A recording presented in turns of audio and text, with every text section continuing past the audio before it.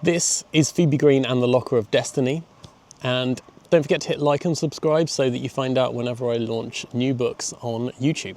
Alright, we're on chapter 13. It's called Miss Perivale. "What in the heavens? This is outrageous," boomed Miss Perivale.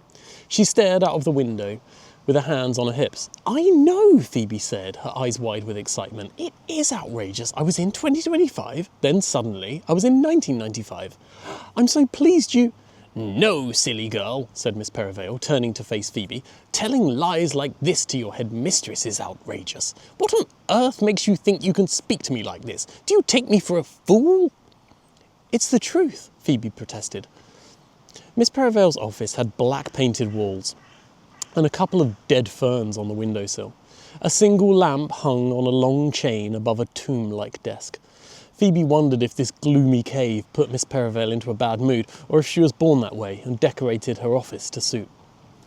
"There are no lockers in this school," Miss Perivale told her. "Not inside, not outside, not one."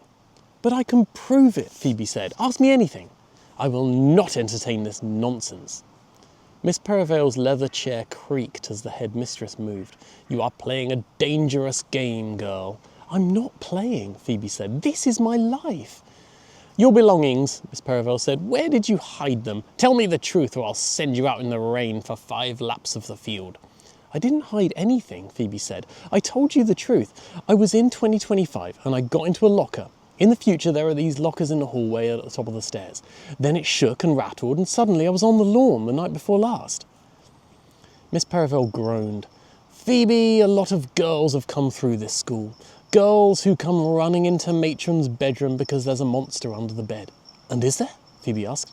Miss Perivale slammed down her hand on the table like a judge with a gavel. Phoebe jumped in surprise. "Of course there isn't." "Did you have an imaginary friend? Were you that sort of girl?" the headmistress asked. There was a touch of pity in her voice. Phoebe felt her eyes well up with tears. For years she had an imaginary sister, a twin with whom she would spend countless hours at the bottom of the garden. At first, her mum thought it was adorable and would set an extra space at the dinner table. But after years of listening to Phoebe make small talk in the back of the car, she asked Beefy, that's an anagram of Phoebe, to leave. But Beefy was part of Phoebe's life, and getting her to leave was easier said than done. It took many grueling meetings with a therapist, many teary conversations in dark rooms like this one. But finally, Beefy vanished like the monster under the bed. Phoebe's lip trembled. She began to wonder for the first time if the headmistress and Miss Parsley and the girls, basically everyone, was right. Perhaps she had whisked this whole thing up in her swirling imagination. "I don't want to hear another word about time travel," Miss Perivale said, "or a magic locker, or your missing items. My job is to turn girls into ladies, and ladies don't make up fanciful stories. Do you understand?" Phoebe nodded.